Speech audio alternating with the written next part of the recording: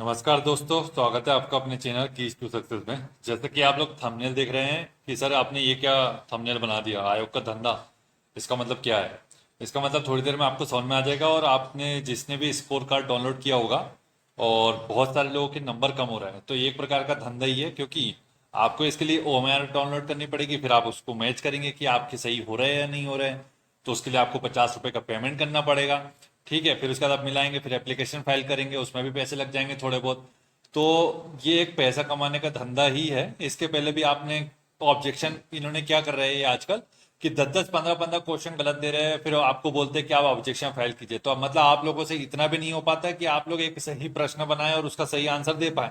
तो फिर आप लोग पैसे किस बात के ले रहे हैं? आप लोग को बिठाया क्यों है वहां पर? तो एक प्रकार का धंधा ही है। इसमें सिर्फ और सिर्फ पैसा कमाना, बच्चों के अलावा और कुछ भी नहीं करना है। तो आप लोग अगर इसके खिलाफ एक्शन नहीं लेंगे, सख्त सख्त एक्शन आपको लेना है। आयोग नहीं लेगा आपके खिलाफ, आपको लेना है। क्योंकि आप लोग जा रहे हैं, आप किसी के रहमो करम पर नहीं पल रहे हैं और ना ही किसी के रहमो करम पर अंदर एंट्री लेंगे। आप अपनी मेहनत से जा रहे हैं, अपने बल पर जा रहे हैं। तो आपको ऐसे एक ज्ञापन सौंपना चाहिए या फिर आप जाकर के प्रदर्शन कर सकते हैं। अभी निश्चित तौर पर बहुत अच्छा प्रदर्शन हुआ था, बहुत लोगों ने भाग लिया था। तो जितने लोग गए थे उनको बहुत बहुत धन्यवाद।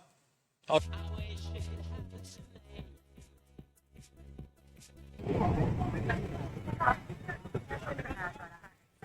बड़ा चीज बनाता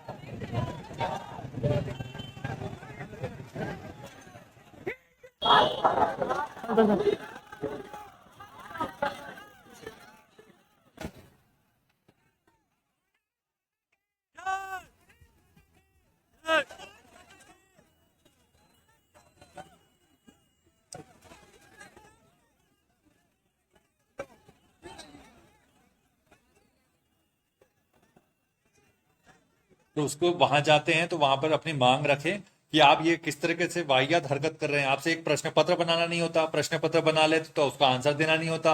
साल दर साल आपसे एक ही काम होता है, एक ही काम नहीं कर पाते। ना तो आप प्रश्न ढंग से बना पाते हैं, ना उसका उत्तर दे पाते हैं। और उत्तर भी देते हैं तो कई बुक को आप ऑथेंटिक नहीं मानते, कई बुक को ऑथेंटिक मानते। तो भैया ये बता दो ना कि कौन सी ऑथेंटिक है, तो उससे पढ़ लेंगे हम। आयोग बहुत ही पागल हो चुका है, उसको पता नहीं है किस प्रकार का काम करना चाहिए, किस प्रकार का नहीं करना चाहिए। या तो फिर आयोग पूरा गुलाम बन चुका है, उसको पता ही नहीं है कि किस हिसाब से काम करना चाहिए। तो इसकी जो लिंक है उसको मैं बता देता हूँ कि आप कहाँ से डाउनलोड करेंगे। तो ये आयोग की वेबसाइट है, ठीक है। आप लोग जाकर के वहां देख सकते हैं, या फिर इसकी लिंक डाल दी जाएगी डिस्क्रिप्शन बॉक्स में और कमेंट बॉक्स में। और उसके अलावा या फिर ग्रुप से जुड़ सकते हैं, वहां पे देख सकते हैं। यहाँ पे रोल नंबर डालेंगे, डेट ऑफ बर्थ डाल दीजिएगा, सिक्योरिटी की जो भी यहाँ पर केचे आएगा वो डाल दीजिएगा। लॉग इन करेंगे, आपके मार्क्स कम दिखाएंगे, ठीक है। तो आप लोग भी टेंशन में आ जाएंगे कि ये क्या हो गया, मैंने क्वेश्चन गलत कर दिया है। सुबह सुबह कई लोगों ने ये देख करके टेंशन में आ गए, तो दिन ब दिन कुछ ना कुछ नौटंकी चली रही है। तो आपका दिन खराब होता है, इससे आपका दिमाग के ऊपर नेगेटिव इम्पैक्ट पड़ता है। तो ये सब चीजें, हरकतें हो रही है आपके साथ। आपको अपनी मांग रखनी चाहिए, ज्ञापन सौंपना चाहिए राज्यपाल के नाम पर, मुख्यमंत्री महोदय के नाम पर, गृह विभाग हो सकता है, जीएडी डिपार्टमेंट हो सकता है। सभी को सौंपिए कि आयोग अगर तरीके से काम नहीं कर सकते तो आयोग का जो कार्यभार है वो यूपीएससी को सौंप दिया जाए। या तो फिर आयोग में जो काम कर रहे हैं उनको हटा करके किसी ऐसे व्यक्ति को लाया जाए जो काम करने लायक भी है। अभी ये ओएमआर सीट चलिए आगे का बढ़ते हैं। नोटंकी बड़ी चालू खबर कर आपको दी है। बता पचास दें, रुपए कई भोपाल लोगों ने से पेमेंट जहां भी कर दिया पीएससी होगा। में इंटरव्यू फिर वो तक पहुंचे एप्लीकेशन फाइल करेंगे। उम्मीदवारों तो को मेरा एक कहना बड़ा है कि झटका आप लगा है। ओएमआर मध्य अभी तो प्रदेश डाउनलोड में मत करें, राज्य सेवा एक मुख्य दो दिन रुक परीक्षा जाए। अगर ये 2019 लोग खुद से फिर करेक्ट से करके दे आयोजित देते की तो ठीक है, जाएगी। अन्यथा फिर मध्य तो आपको प्रदेश पचास लोक रुपए का सेवा पेमेंट आयोग करना ने ही इसके पड़ेगा। संकेत दिए क्यों हैं। करना मार्च पड़ेगा? क्योंकि आप एक दो क्वेश्चन, 2021 अब में इन्होंने जो क्वेश्चन हटाया उसके 577 चक्कर में तो पदों आप के फेल लिए नहीं होंगे परीक्षा ना। आयोजित की गई आप थी। 50 रुपए तो इतने नतीजे बहुत भी आ भारी भी नहीं चुके होते हैं, हैं, क्योंकि आप रिजल्ट आ एक साल चुका है। पीछे पिछड़ और जाएंगे तो जो आपको पचास छात्र, जो रुपए का पेमेंट अभ्यर्थी करना ही पड़ेगा। ये इंटरव्यू तक आपकी पहुंचे अड़ी है, थे, मतलब आपको करना ही उन्हें एक पड़ेगा। बड़ा झटका तो लगा ये है। एक धंधा एक हो गया। अब इतने सारे लोग हैं, पैसे देंगे, पैसा कमाया जाएगा। तो ये तरीका होता है किसी भी बच्चे, खासकर जो बेरोजगार बच्चे हैं, उनसे कैसे लूटा जाता है। मतलब इनके अंदर आत्मा नहीं है, संवेदना नहीं है, किसी प्रकार के इंसान, इस तरीके से कार्य किया जा रहा है।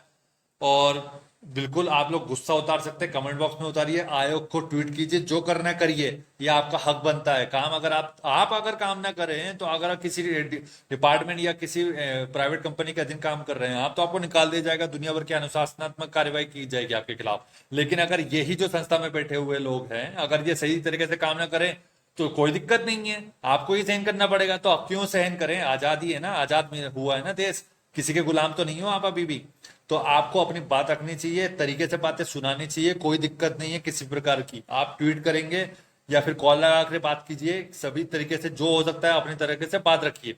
इसके अलावा एक और चीज वायरल हुई थी, कई लोग जो मूर्खता का प्रदर्शन किया है, कई लोग कोचिंग वालों ने, वो मैं थंबनेल दिखा देता हूं आपको, फिर उसके बाद इस वीडियो पे बात करेंगे अपन। तो इसके बाद अपन जो वीडियो पे बात करने वाले, ये वीडियो है कि ये एक पेपर है, पेपर का नाम मैं बिल्कुल लूंगा, क्योंकि वाला जो पेपर है उसको किसी ने पैसा फेंक दिया उसके मुंह पे, तो ये छाप दी उसने खबर। क्या लिखा है? फिर से होगी राज्य सेवा मुख्य परीक्षा 2019, इंटरव्यू तक पहुंचे उम्मीदवारों को झटका। इसके कान में आकर के बोला था आयोग ने या फिर हाईकोर्ट ने, जो ऐसी खबर छाप दी इसने। और एक न्यूज एंकर भी है, क्या नाम है उनका, नाम नहीं पता मुझे, कौन सी चैनल है वो भी नहीं पता, इस वजह से उसका नाम नहीं लूंगा मैं।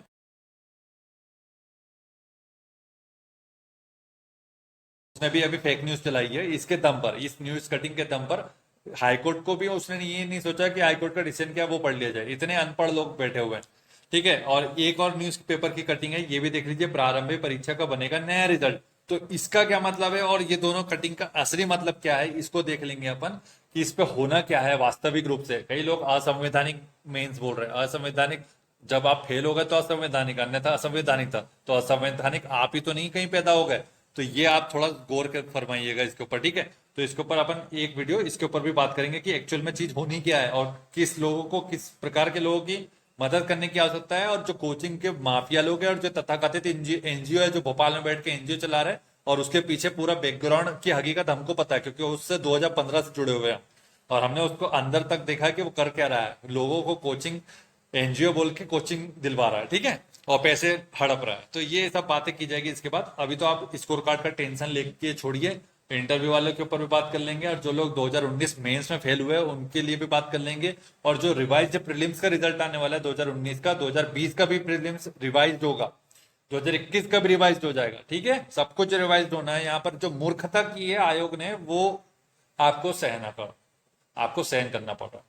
तो अगर आप इसी प्रकार से सहन रहेंगे, मूक दर्शक बने रहेंगे, गूंगे बन के रहेंगे, तो आपका शोषण तो होगा ही होगा। उस व्यक्ति का कभी शोषण नहीं होता जिसके पास अधिकार हो, उसके पास ताकत है। तो इस वजह से स्वामी विवेकानंद ने हमेशा कहा है कि आप कमजोर न रहें, ताकतवर बनिए, शिक्षा ग्रहण कीजिए, और शिक्षित व्यक्ति ही अपने देश को चला सकता है। इसलिए शिक्षित होना बहुत आवश्यक है, और अपने हक के लिए लड़ना भी बहुत ज्यादा आवश्यक है, ठीक है। Thank you so much for watching. और कई लोग जिनको कुछ बातें बुरी लगी हुई होगी, वो लोग निश्चित तौर पर उनके लिए भी बात की जाएगी नेक्स्ट वीडियो में, ठीक है।